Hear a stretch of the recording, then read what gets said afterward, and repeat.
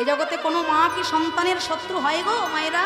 এখানে তো মায়েদের সংখ্যা বেশি, আপনারা বলুন তো, এই জগতে কোনো মা কি সন্তানের শত্রু হবে? শাস্ত্র বলছে হয়। কখন জানো? সন্তানের প্রকৃত শিক্ষার সময় যে মা সন্তানকে প্রশ্রয় দিয়ে দিল, তাই তো? প্রকৃত শিক্ষার সময় লালয়িত পঞ্চবর্ষানি দশবর্ষানি তাড়ায়িত প্রাপ্তেন ষোড়শী বর্ষতি পুত্রং মিত্র পদাচন। সঠিক শিক্ষার সময় কখন? জন্ম থেকে 5 বছর পর্যন্ত ভালোবাসো, যত্ন করো, তখন শিক্ষা চলে না। কিন্তু 5 বছর বয়স থেকে 10 বছর পর্যন্ত তখন কিন্তু শিক্ষার সময়। আর সেই সময় যদি বলি আজকে ভুল করে ফেলেছে ও বাদ দাও, পরে বড় হলে ঠিক হয়ে যাবে, ওই যে ঢিলেটা দিয়ে দিলাম। দুর্যোধন একটার পর একটা অন্যায় করে চলেছে। দ্রোণাচার্য, কৃপাচার্য, ভীষ্মদেব বারে বারে সাবধান করছে অন্ধ ধৃতরাষ্ট্রকে, যাতে জ্ঞান উঠছে একটু দেখবেন। কিন্তু ধৃতরাষ্ট্র যেমন চোখে অন্ধ, তেমন পুত্র স্নেহেও তিনি হয়ে গেছেন অন্ধ। ছেলে হাজারো অন্যায় করলেও আমার ছেলে তো ভুল করতেই পারে। এই যে আমার ছেলে ভুল করতেই পারে না। আগেকার দিনে মাস্টার মশাইরা ছাত্র ছাত্রীদেরকে মারলে আমরা যদি মায়ের কাছে এসে নালিশ করতাম, মা উল্টে আমাকে আরো একটা চড় মারত। নিশ্চয়ই তুমি কোনো অপরাধ করেছো, সেই জন্য মাস্টার মশাই তোমাকে শাসন করেছে। কিন্তু আজকের দিনে সন্তানকে শাসন করে মায়ের কাছে নালিশ করতে গেলে আমরা কোমর বেঁধে ছুটে যাই মাস্টারকে লাঠি দিয়ে পেটানোর জন্য। মাস্টারের হাতের ছড়িটা যেদিন মাটিতে নেমে গেছে বাবা, সেই দিন থেকে সন্তান আর সন্তান তৈরি হতে পারছে না। কোথায় সেই রবীন্দ্রনাথ, কোথায় স্বামী বিবেকানন্দ ঠাকুর, শ্রী রামকৃষ্ণ পরমহংসদেব? আজকে কোথায় তারা? প্রকৃত শিক্ষা কাকে বলে? ছোটবেলায় ঠাকুমার কোলে শুয়ে আমরা ভাগবত, মহাভারত, পুরাণ, রামায়ণ এগুলো শুনতাম। কিন্তু আজকের দিনে ওসব বলে আষাঢ়ে গল্প ভালো লাগে না, ঠাকুমার ঝুলি শোনা। আমরা বইতে পড়ছি হাট্টিমা টিম টিম তারা মাঠে পারে ডিম, আবার তাদের খাড়া দুটো শিং তারা হাট্টিমা টিম টিম। এখান থেকে একটা ছাত্র একটা ছাত্রী কি শিক্ষা পায়? ছোট্টবেলায় আমার ঠাকুমার স্কুলের পড়ার বই আমাকে তিনি পড়াতেন, মহৎ যে হয় তার সাধু ব্যবহার, উপকার বিনা নাহি করে অপকার। দেখো হো কুঠার করে চন্দন ছেদন, চন্দন সুভাষ তারে করে বিতরণ। কাক কারো করে নাই সম্পদ হরণ, কোকিল করেনি কারো ধন বিতরণ। কাকের কঠোর রপ বিষ লাগে কানে, কোকিল অখিল প্রিয় সুমধুর গানে। গুণময় হইলে প্রেম সব ঠাই, গুণহীনে সমাদর কোনোখানে না।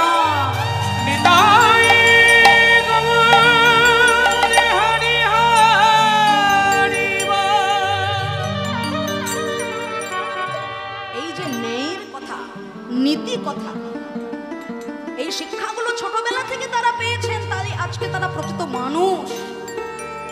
আর আজকে সেই সুশিক্ষা আমরা পেতে জানি না। সেই জন্য ঘরে ঘরে মা কাঁদছে, ঘরে ঘরে বাবা কাঁদছে। এখানে শুধু সন্তানের দোষ নয়, দোষ কিছু মায়েদেরও আছে, যারা সন্তানকে বড় করছে কিন্তু প্রকৃত মানুষ করতে জানে না।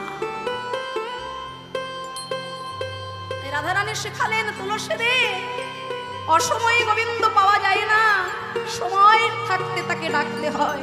তাই তুই আমার গোবিন্দের কাছে যা, আর আমার এই গাথা মালা আমার শ্রী গোবিন্দের গলায় তুই পরিয়ে দিবি। তুলসী উলসী মনেতে হরসী, চলিলা রায়ের বলে, আবার তাম্বুল কর্পূর নয়া ফুল হার মিলিলা সরসী। সময় বুঝিয়া শেখর আসিয়া সুমধুর করি বলে, সে যে বিনোদিনী আসিবে এক্ষুনি, থাকো হে সরসী।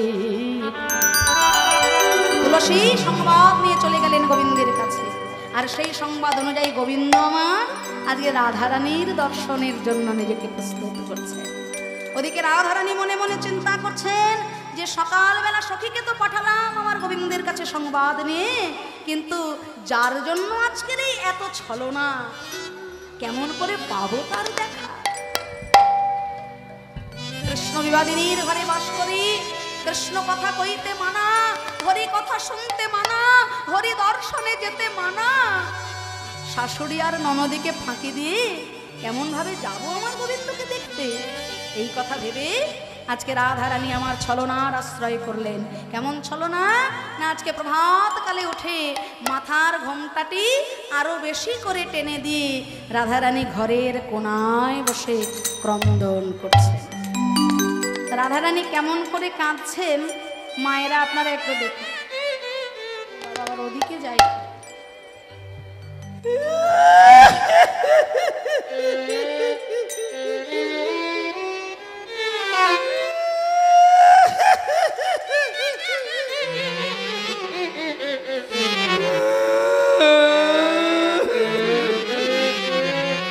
সর্বনাশ, বেসুরো কান্না কেন শিখালাম? রাধারানীর মতো কাঁদতে, শেষে শাকচুন্নির কান্না জড়িয়েছে। রাধারানীর কান্না এমন ছিল বলুন দেখি, এ তো পেতনি। সকাল বেলা উঠে ঘরের বউ যদি কান্নাকাটি করে, বাবা বৌমা কাঁদানো একদম ভালো না। বিশেষ করে আজকের দিনে বৌমা কাঁদানো খুব ভয়ঙ্কর ব্যাপার। হ্যাঁ দেখবেন, দোষ আপনার থাকুক বা না থাকুক বিচার পরে হবে, আগে তো যাবেন। সেই জন্য বৌমা কান্না খুব ভয়ঙ্কর। তাই আজকে জটিলা চিন্তা করছে, বৌমা আজকে ঘরের কোনায় বসে কাঁদছে। কি হয়েছে গো ও বৌমা, তুমি কাঁদছো কেন? হ্যাঁ, শ্বাস সম্মুখে শ্বাস ছাড়িয়া কাঁদে বিনোদিনী,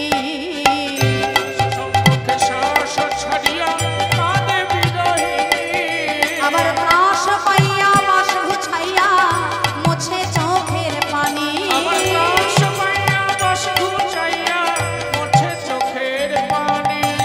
লইয়া কলি কই জটিলি কেন কাঁদো, লইয়া কলি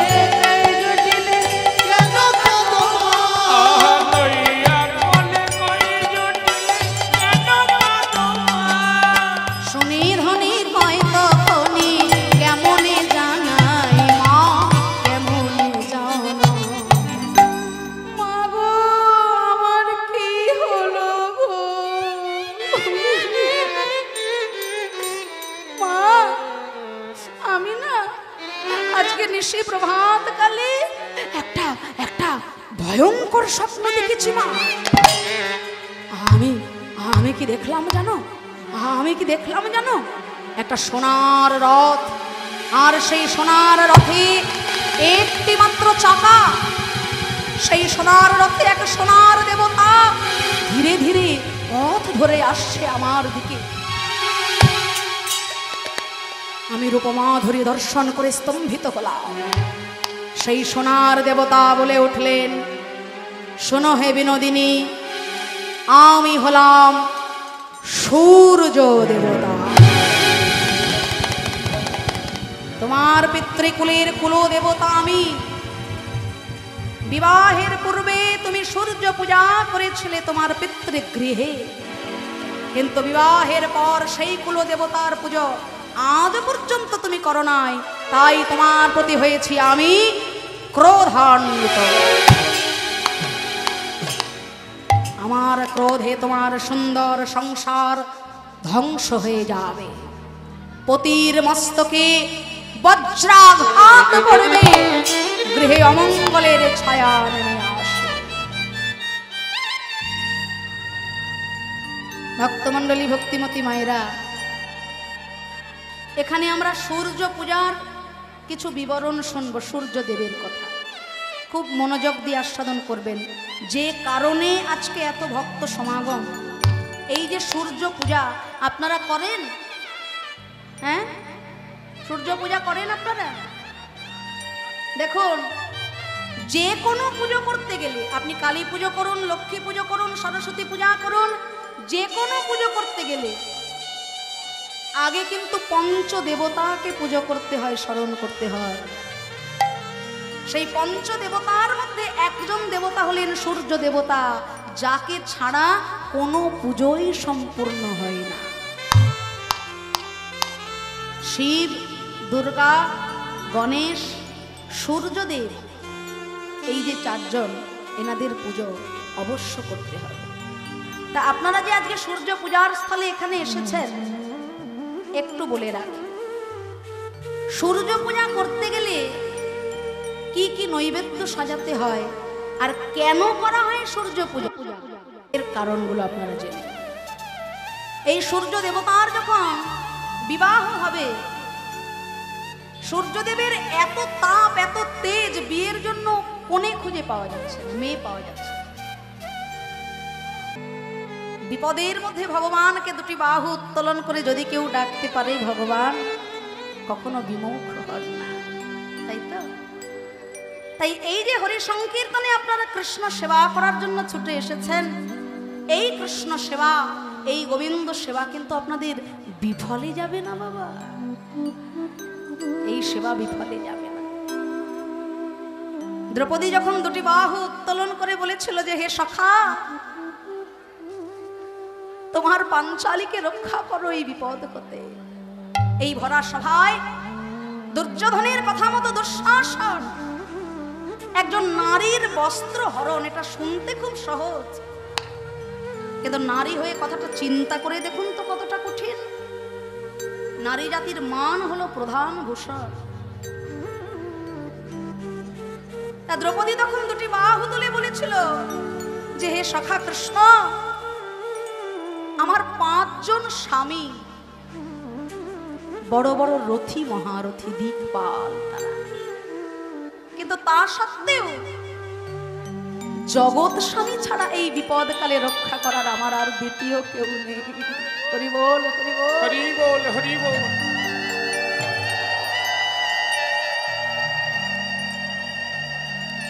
আজ আমার এই বিপদকালে তুমি একমাত্র আমার বন্ধু, আমার সখা, যিনি আমাকে রক্ষা করতে পারে। তাই সব ভুলে, সব ফেলে, বহু ভরসা, বহু আশা নিয়ে আমি তোমার ওই রাতুল রাঙা চরণে আমার এই নিজের দেহটাকে সমর্পণ করলাম। যদি রাখার হয় তুমি রেখো, আর যদি না রাখার হয় সেটাও তোমার ইচ্ছা। আপন ইচ্ছায় জীব কোটি বাঞ্ছা করে, কিন্তু আমার কৃষ্ণের ইচ্ছা বিনা এই জগতে কারোর বাঞ্ছা না বিপুরে। ভগবান কি করেছিলেন? আচ্ছা মায়েরা, কথা নয়, কেন কথা হচ্ছে, কেন কেন কথা নয়? যদি গুরুত্বপূর্ণ কিছু বলার থাকে কানে কানে বলবেন, চিৎকার করে কথা বলবেন না, জোরে কথা বলবেন না। বলার উদ্দেশ্য একটাই, এত কষ্ট করে সবাই ছুটে এসেছি পুণ্য অর্জন করার জন্য। আপনার এই আন কথা যদি একজন ভক্তের কানে গিয়ে রসভাস হয়ে যায়, তাহলে পুণ্য করতে এসে অজান্তে কিন্তু পাপের বোঝা মাথায় নিয়ে বাড়ি চলে যেতে হবে বাবা। 64 প্রকার অপরাধের মধ্যে এই নাম অপরাধ হলো একটা বিশেষ প্রকার অপরাধ। দেখবেন পুণ্য করতে এসে যেন পাপ না হয়ে যায়। আপনাদের চরণে ধরে নিবেদন, যাদের বসতে অসুবিধা হচ্ছে নিজেদের মধ্যে দয়া করে একটু জায়গা করে নিন। তা তখন ভগবান কি করেছিলেন না, হাজার হাজার বসন যোগান দিয়ে, বস্ত্র যোগান দিয়ে ওই ভরা সভায় দ্রৌপদীর সম্মান রক্ষা করেছে। তাহলে যেদিক থেকে আপনি বিচার করবেন সেই দিক থেকেই তিনি পুরুষোত্তম, যেদিক থেকে আপনি চিন্তা করবেন, বিচার করবেন, সেই দিক থেকেই তিনি পুরুষোত্তম। যিনি কত বড় বড় জ্ঞানের উপদেশ দিচ্ছেন অর্জুনকে, কত বড় বড় যুক্তি দিয়ে উপদেশ দিচ্ছেন অর্জুনকে, যুদ্ধ করবে না মানে? যুদ্ধ তোমায় করতে হবে। অর্জুন বলছে যুদ্ধ করব আমি কার বিরুদ্ধে, অস্ত্র ধরবো আমি কার বিরুদ্ধে? যার বিরুদ্ধে অস্ত্র ধরবো তাদের মধ্যে কেউ কেউ আমার গুরুদেব, আবার কেউ আমার গুরুজন। একদিকে গুরুদেব, অন্যদিকে গুরুজন, এদের বিরুদ্ধে কি হাতে অস্ত্র ধরা যায়? ভগবান উপদেশ দিলেন, তুমি যাকে মারবে বলে অস্ত্র ধরছো, অনেক আগেই তাকে আমি মেরে রেখেছি, তুমি নিমিত্ত মাত্র। আর জেনে রাখো অর্জুন, সত্য রক্ষার জন্য, ধর্ম রক্ষার জন্য, আত্মরক্ষার জন্য, স্ত্রী রক্ষার জন্য, দেশ রক্ষার জন্য, এই 5টি কারণে যদি হাতে অস্ত্র ধরতে হয়, প্রতিবাদ করতে হয়, এতে কোনো অপরাধ হবে না। যিনি প্রেমের মুরলী নিয়ে সারা বৃন্দাবন নাচিয়েছিলেন মুরলীর স্বরে, তিনি কিন্তু সময়কালে হাতে সুদর্শন চক্রও ধরেছিলেন। সময় বিশেষে করতে হবে ব্যবহার, সময় বিশেষে। আমরা সময়টা বুঝি না, না আমরা বলি আমি অন্যায় সহ্যও করি না, অন্যায় প্রশ্রয়ও দিই না। আমি কিন্তু অন্যায় দেখলে একেবারে মুখের ওপর বলে ফেলব। অনেকে বলে দেখবেন আমি অন্যায় সহ্যও করি না, অন্যায় করিও না, যখন অন্যায় দেখবো সঙ্গে সঙ্গে প্রতিবাদ করি।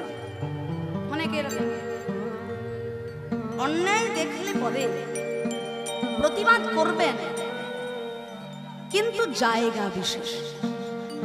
জায়গা বিশেষ কিরকম না, মনে করুন মুখের মধ্যে 32টি দাঁত রয়েছে। ও মায়েরা শুনুন ভালো করে, মুখে 32টি দাঁত রয়েছে, কথা বলতে বলতে বা কোনো কারণে দাঁত দিয়ে জিভের মধ্যে কামড় পড়ে গেল। অনেক সময় হয় না, দাঁত দিয়ে জিভে কামড় পড়ে যায়, তো মায়ের আবার রেগে যাবে। এদিকে ফিরি, আচ্ছা এদিকের ভয়েসটা যদি একটু তোলা যায় দাদা। তা অনেক সময় দেখবেন দাঁত দিয়ে জিভে কামড় পড়ে যায়, পড়ে তো, তা জিভ দিয়ে তখন দরদর করে রক্ত পড়ে। এইবার আপনি যদি তখন বলেন, ওরে দাঁত তুই আমার জিভকে কামড়ে দিলি, আমি কোনোদিন অন্যায় সহ্য করি না, এই বলে একটা আদলা ইট তুলে নিয়ে যদি 4টে দাঁত নিতাই গৌর হরি বল করে,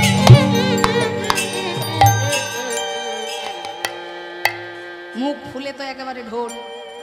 কেউ যদি জিজ্ঞাসা করে বাবা মুখের এই অবস্থা কেন হলো, না আমি অন্যায়ের প্রতিবাদ করেছি, আমি কখনো অন্যায় সহ্যও করি না, অন্যায় করিও না, অন্যায়ের প্রতিবাদ করেছি। ব্যাপারটা কেমন হলো? এই জায়গায় যে অন্যায়টা হলো, এই অন্যায়ের দায়টা আপনি কাকে দেবেন? না অনেকে বলবেন এখানে দাঁতেরও দোষ নেই, এখানে জিভেরও দোষ নেই, ছিল কপালে, কপালে যা ছিল তাই হয়েছে। তাহলে কপালে যদি থাকে ওই আদলা ইটটা তুলে তাহলে কপালকে শাস্তি দিতে হয়, হবে কি? এতে আপনারই ক্ষতি হয়ে যাবে। তাই সংসারে গুরুজনেরা, প্রিয়জনেরা অর্থাৎ পিতা মাতা গুরুদেব, এনারা যদি আপনাকে দুটো কটু কথা বলেও ফেলে, এখানে কিন্তু প্রতিবাদ করা যাবে না।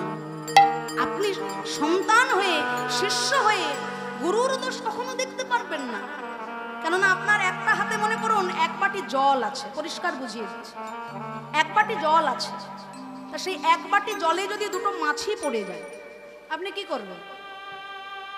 জলটাকে ফেলে দিতেন, আর কি খাওয়া যাবে? মাছি পড়েছে, এখন মুখটা কেমন করছে। আচ্ছা অপর হাতে যদি 1 বাটি ঘি থাকে, একেবারে কানায় কানায় পূর্ণ ঘি, ব্র্যান্ডেড কোম্পানি একেবারে, তার মধ্যে যদি দুটো মাছি পড়ে যায়, আপনি কি করবেন? ঘিটাকে ফেলে দেবেন? ওরে বাবা, মুখের কথা, দামি জিনিস, মাছি দুটোকে তুলে ফেলে দেবেন, কিন্তু ঘিটাকে আগলে রেখে ঢেকে দেবেন।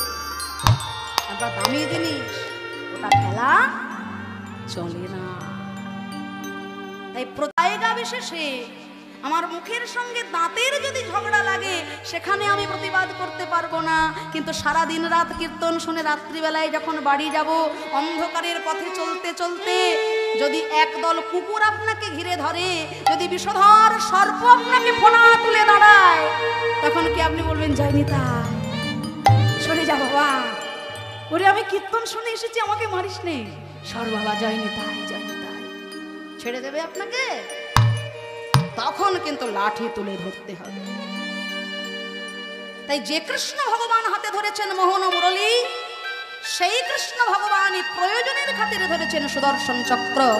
যে কৃষ্ণ ভগবান করেছেন ব্রজগোপীদের বসন চুরি, সেই কৃষ্ণ ভগবান প্রয়োজনের খাতিরে দিয়েছেন হাজার হাজার বসন দ্রৌপদী। হরি বল, হরি বল, হরি বল।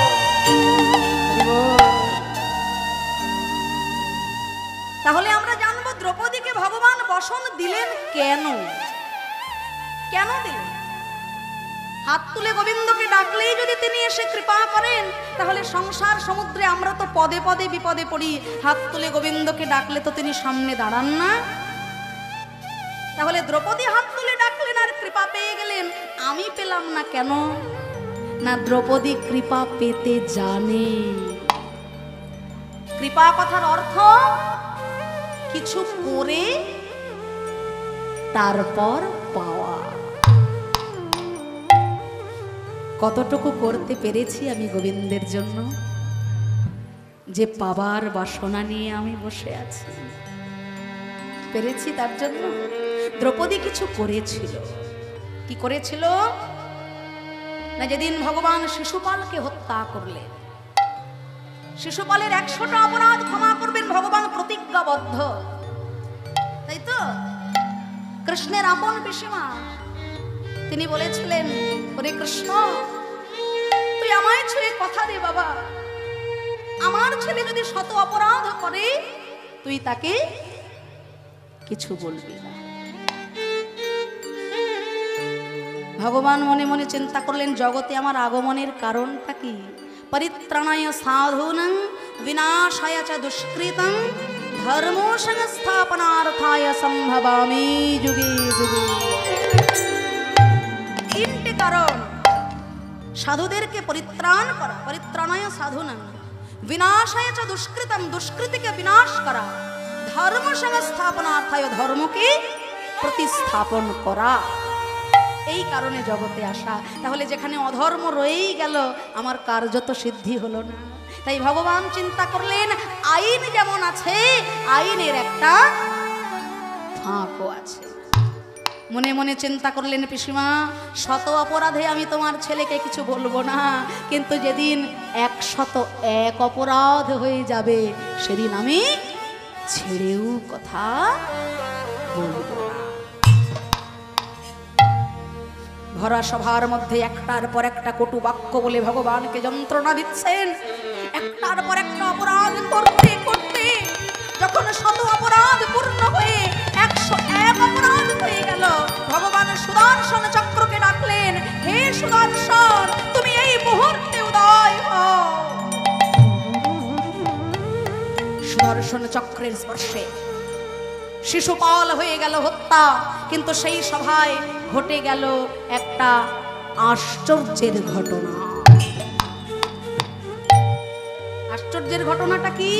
না, যিনি বিপদ ভঞ্জন মধুসূদন, ভয়ে যাকে দেখলে ভয়ে পালিয়ে যায়, আজকে তার একটা বিপদ হয়ে গেল। সুদর্শন চক্রের স্পর্শে ভগবান শ্রীকৃষ্ণের আঙুল কেটে রক্তপাত হচ্ছে। সেই সভায় উপস্থিত কৃষ্ণের আপন জনেরা, পিসিমা কুন্তী দেবী, বোন সুভদ্রা, এরা কৃষ্ণের আপন জন। ব্যস্ত হয়ে গেল, কোথায় গেলে এক টুকরো কাপড় পাওয়া যাবে, যে কাপড় দিয়ে আমরা কৃষ্ণের আঙুলটা তাড়াতাড়ি বেঁধে দেব। তারা এদিক ওদিক ছুটে গেল কাপড় খুঁজতে। আর সেই সভায় উপস্থিত দ্রৌপদী। সে এদিক ওদিকে কাপড় খোঁজার সময় পেল না। কৃষ্ণ তার প্রাণের প্রাণ, কৃষ্ণ তার জীবন মরণ। অঙ্গে যে কাপড়টি পড়েছিল, বসনটি পড়েছিল, সেই কাপড়ের আঁচলটা ছিঁড়ে দিয়ে দ্রৌপদী ভগবান কৃষ্ণের আঙুলটা তাড়াতাড়ি বেঁধে দিলেন। নিতাই গৌর ভগবান কৃষ্ণ আমার মনে মানে চিন্তা করে, আজ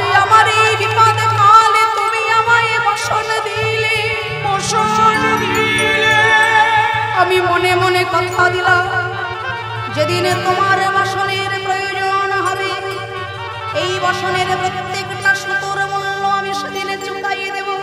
আমি তোমায় কথা দিলাম দ্রৌপদী, সেদিন হাজার হাজার বসন দিয়ে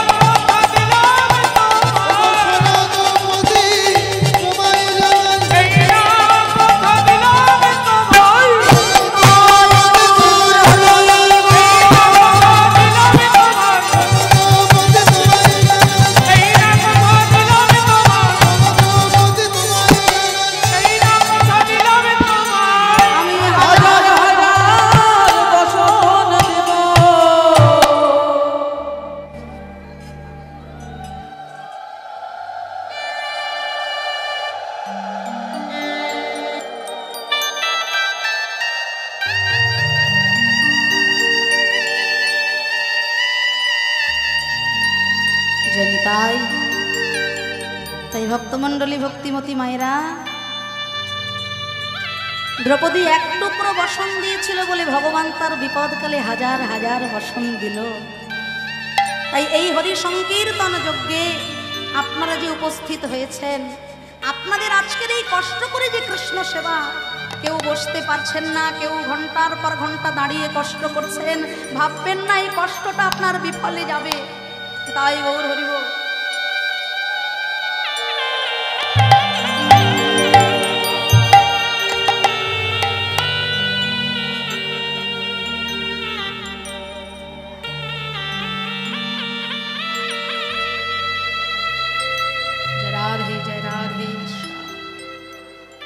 আপনার আজকের এই কষ্টটা সংসারের মানুষগুলোর জন্য তো সারা জীবনই কষ্ট করে গেলাম বাবা, কিন্তু কোনো লাভ হলো না।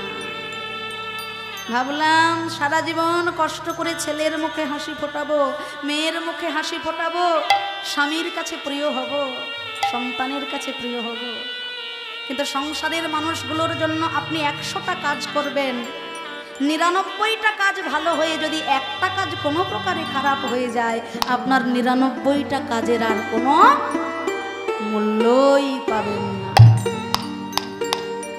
তাই সংসারের মানুষগুলোর জন্য তো সারা জীবনে কষ্ট করে গেলেন, কিন্তু আজকে যে আপনারা কষ্ট করে এইভাবে দাঁড়িয়ে রয়েছেন, কত কষ্ট করে বসতে পারছেন না, আপনাদের আজকের এই কৃষ্ণ সেবা শেষের দিনে পরমার্থ স্বরূপ আপনারা সবাই ফেরত পেয়ে যাবেন। তাই দেখবো আজকে আমার প্রেমের ঠাকুর গৌর হরি নিজেকে কোন ভাবে বিভাবিত করেছেন। আজকে দ্বীপ্রহর কালে প্রেমময় গৌর হরি আমার মাঝ দিন পুনঃ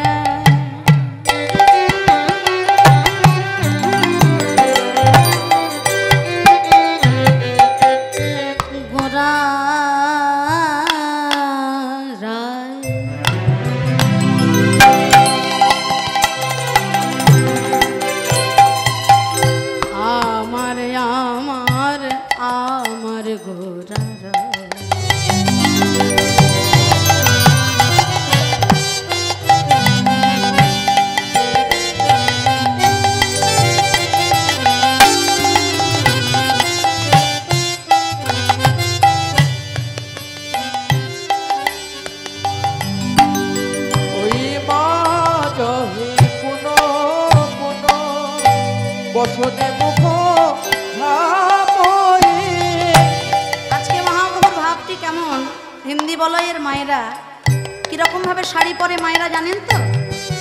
আমরা যদি শাড়িটা বাঁ দিকে আঁচল হচ্ছে, তাহলে ঘোমটা ধরবো ডান হাতে।